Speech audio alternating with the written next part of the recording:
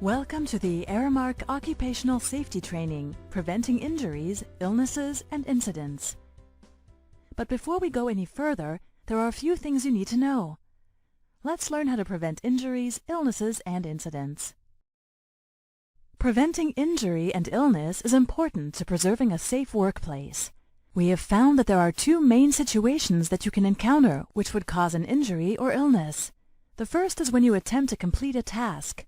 The second is the decisions you make when you encounter the hazard. Anytime you are given a task to complete, there is a risk that you may encounter a hazard. A hazard is the potential of any machine, equipment, process, material, including biological and chemical, or physical factor that may cause harm to people, damage to property, or damage to the environment. There are two main factors that help prevent you from encountering a hazard while completing a task. The first is program management factors. We establish safe processes, programs, and controls so that before you start a task, the environment is prepped for a safe workday. This includes training, employee programs, compliance standards, and hazard controls. The other is job factors. Job factors such as equipment engineering, purchasing equipment, equipment maintenance, and equipment procedures. If either the program management factors or the job factors are incomplete or inadequate, you may encounter a hazard. To eliminate or reduce hazards or hazardous exposure, engineering controls, administrative controls, and personal protective equipment may be implemented. You play a role in preventing a hazard through personal factors. Personal factors are your capabilities and skill, knowledge, motivation, and stress levels. Regardless of any project management or job precautions, you can still encounter hazards with the choices and decisions you make, or inadequate knowledge or skill at the time of task. The second situation is the decisions and choices you make when encountering a hazard. Hazards can become incidents when risk is ignored or overlooked. Risk is the probability of an employee suffering an incident. An incident is an unplanned event that had the potential to harm you, cause damage to property, or suffer a loss to process. Incidents fall into 5 reportable categories: near miss, which is a narrowly avoided incident; first aid, which is an incident that requires minor on-site treatment by a certified first aider; medical care, which is an incident that led to medical attention from a healthcare professional; lost time, which is an incident that caused you to miss your next scheduled shift; and a fatality, which results in a loss of life. If controls are not in place, you put yourself and coworkers at risk of becoming critically injured.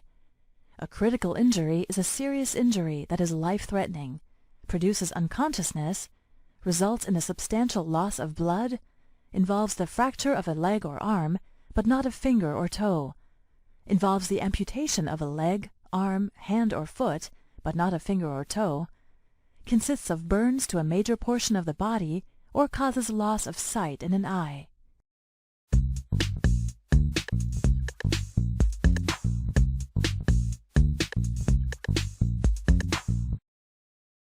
We can look at controls in a hierarchy. At the top are controls that prevent the hazard before or at the source, down to the prevention of the hazard at the worker. The preferred control is elimination. Next is substitution, then engineering controls, administrative controls, and finally personal protective equipment. Workplace controls are put in place to help prevent you from experiencing an incident from hazardous materials. Controls can stop or control the hazard at the source through elimination, substitution, or isolation. Along the path from the origin to the worker through ventilation, barrier or proper housekeeping, and at the worker through personal protective equipment and administrative controls. The objective of controls at the source is to eliminate or isolate the hazard from the workplace. Elimination is the preferred option, but is not always possible. It occurs when the job can be redesigned or eliminate a substance to remove the hazard. This control method should not lead to a less acceptable product or less effective process. Examples of elimination controls include moving an activity indoors due to bad weather or canceling an event. Substitution is the next preferred option, which replaces a material or process with a less hazardous one. Substituting a material or process should not result in a less efficient method of performing a task or an inferior piece of equipment. Examples of substitution controls include using a retractable knife instead of a non-retractable knife, or replacing a hazardous chemical with a less hazardous chemical. The isolation technique can separate the process by distance from the rest of the workplace, or by a physical barrier between the process and you.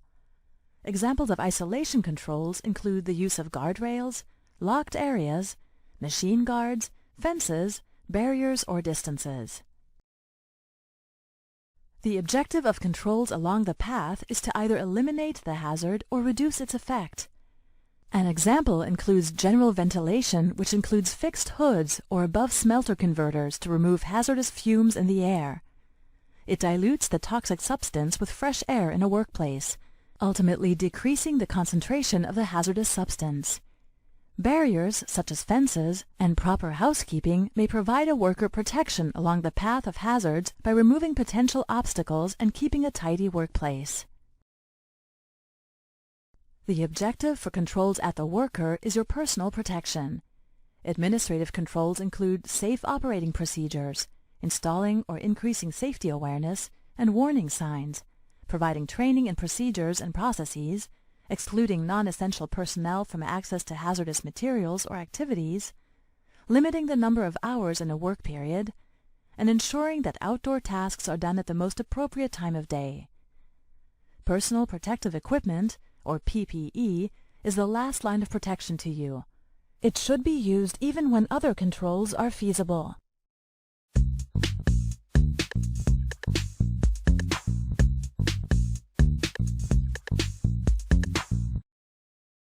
Personal causes of incidents can include cluttered work areas, failing to wear personal protective equipment, oversight, I didn't think, see, or know, failing to follow proper procedure, rushing or complacency, lack of attention to the task at hand, and lack of understanding of safety practices. To assist in the remedy, we have come up with a list of incident-preventing behaviors.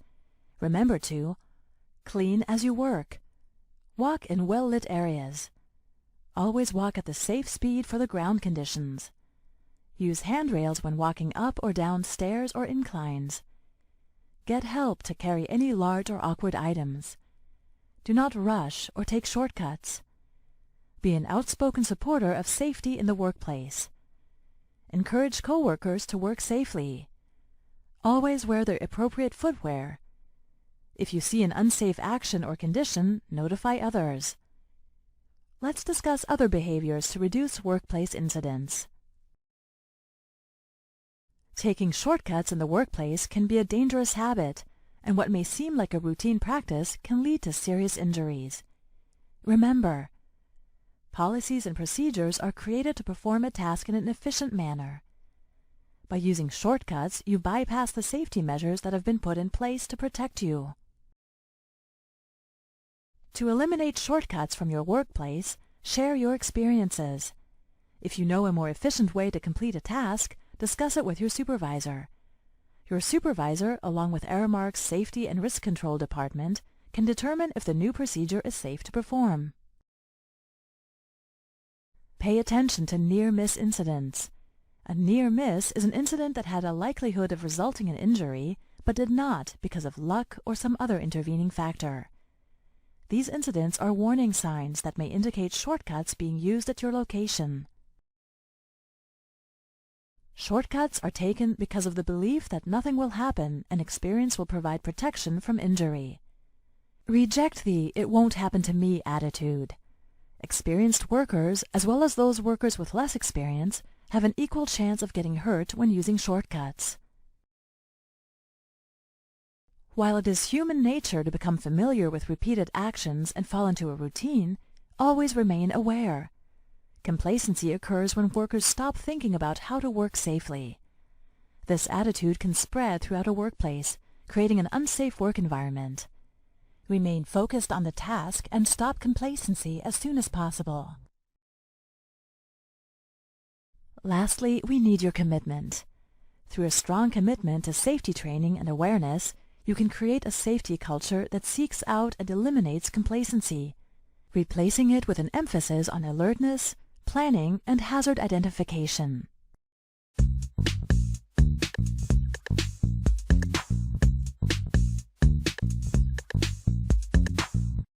You are our biggest asset, and that's why it is critical that we keep you safe. For that, we need to make sure that we are constantly trying to evaluate and control any hazards that exist in the workplace.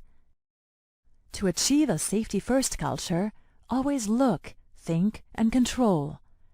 The look, think, and control method of dealing with hazards is a specialized form of problem-solving. The goal is to anticipate hazards, think about safety, and then take action to prevent injury and/or control property loss. Look at your surroundings and try to identify any potential hazards in your environment. The object is to anticipate and recognize hazards before they cause harm or damage. Always look at what you are doing and avoid distractions. Evaluate the degree of risk and exposure to the suspected or identified hazard. The object is to assess identified hazards in order to determine possible controls. Focus on the task at hand, think twice before making rash decisions, and do not take any shortcuts. Control potential hazards that you have identified and evaluated. The object is to implement controls which will eliminate the hazard or prevent it from causing harm. Remember, controls exist at the source, along the path, and at the worker. You must be committed to preventing hazards and incidents at all times. A safe environment, plus safe actions, plus occupational health and safety legislation can certainly equal a safe workplace. Together, we can move closer to Target Zero, no harm to people or the environment.